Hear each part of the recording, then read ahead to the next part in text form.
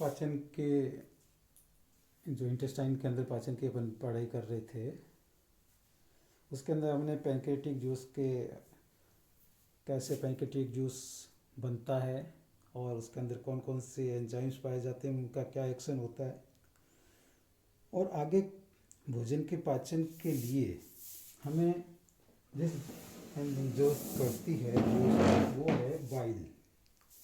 Bile juice हमने अभी पिछली टर्न पे भी बताया था कि इसका निर्माण लीवर के अंदर, यकृत के अंदर होता है और 500 ml से 1 लीटर पर डे ये बनता है। ये गोल्डन येलो कलर का,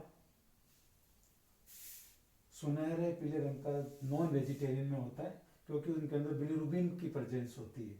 बिलीरुबिन के ऑक्सीडेशन से ही बिलीवर्डिन बनेगा, वो हरे रंग का होगा। ये एकत्र कहाँ होता है?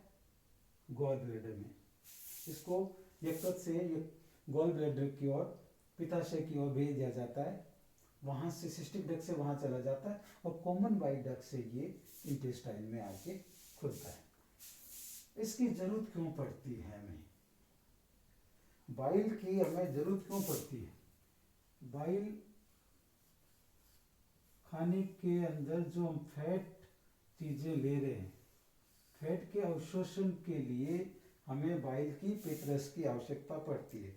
खाने के अंदर जो विटामिन, फैट सोल्यूबल जो विटामिन है ए, डी, ई, के, ये बाइल की प्रेजेंस में ही अवशोषित होगी, इसके लिए बाइल की आवश्यकता पड़ती है।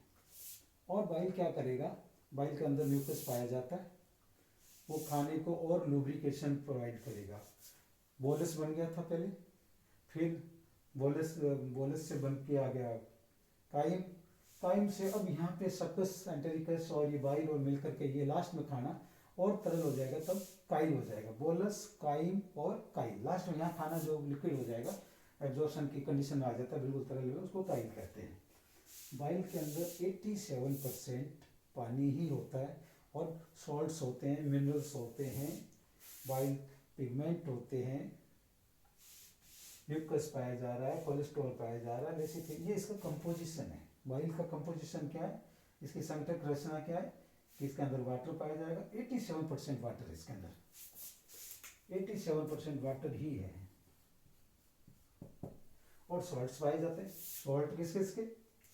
सोडियम के, पोटेशियम के, कैल्शियम के, इनके कार्बोहाइड्रेट्स पाए जाते हैं, क्लोराइड्स पाए जाते हैं, सोडियम बाइकार्बोनेट पाया जाता है। सोडियम बाइकार्बोनेट का एक फायदा और होगा बाइल के अंदर मिलने से कि जो आमाशय से हाई एसिडिक खाना आया था, उसके अंदर डाइजेस्ट होकर के थोड़ा बहुत आया था, पार्शियली डाइजेस्ट होकर आया था, वो खाना बहुत ज़्यादा एसिडिक आया था, तो ये यहाँ पे उसको सोडियम बाइकार्बोनेट एक्शन लेकर के उसको उदासीन कर देगा, थोड़ा न्यूट्रलाइज कर देगा और म्यूकस लुब्रिकेशन प्रोवाइड कर देगी।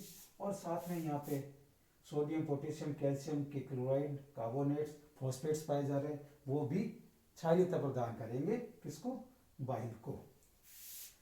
अब relaxin hormone action on gall bladder to release bile. Relaxin hormone release होकर के गॉल ब्लैडर को मैसेज देता है कि भाई आपको ये बाइल हम उत्सर्जित करना है। लेकिन अब गॉल ब्लैडर की वॉल्स को रिदम कौन दे, कॉन्ट्रेक्शन कौन दे? तो कोलिसिस्टोकाइनिन। कोलिसिस्टोकाइनिन जो इंटेस्टाइन की वॉल्स में ही बनता है, ये जो वॉल से बनता है वो गॉल ब्लैडर को जाकर के उद्दीपन देता है, तो उसके अंदर कॉन्ट्रैक्ट होता है और गॉल ब्लैडर से समय समय पे बाइल का सीक्रेशन होता रहता है, वो अंत के अंदर मिलता रहता है। बाइल के अंदर सोडियम, सॉल्ट और पिगमेंट दो मेन कंपोनेंट होते हैं। कोलेस्ट्रॉल लेसिथिन है, ये उत्सर्जी अंग के रूप में उत्सर्जी पार्टी है केवल।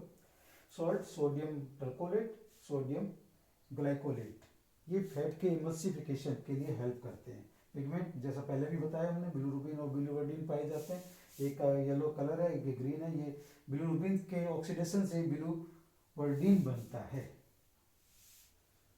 अब बात आती है इमल्सिफिकेशन। इमल्सिफिकेशन क्या है? पायसीकरण, हिंदी में इसको पायसीकरण कहते हैं। पायसीकरण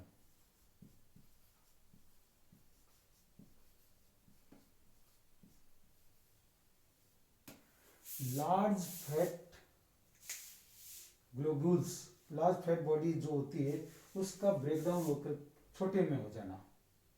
when the large fat globules divided into minute fat globules, that is known as emulsification of the fat in the presence of the bile, ये emulsification कहलाता है।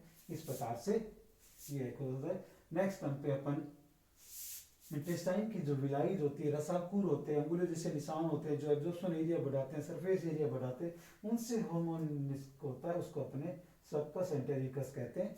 उसके बारे में पढ़ेंगे नेक्स्ट क्लास में। Thank you.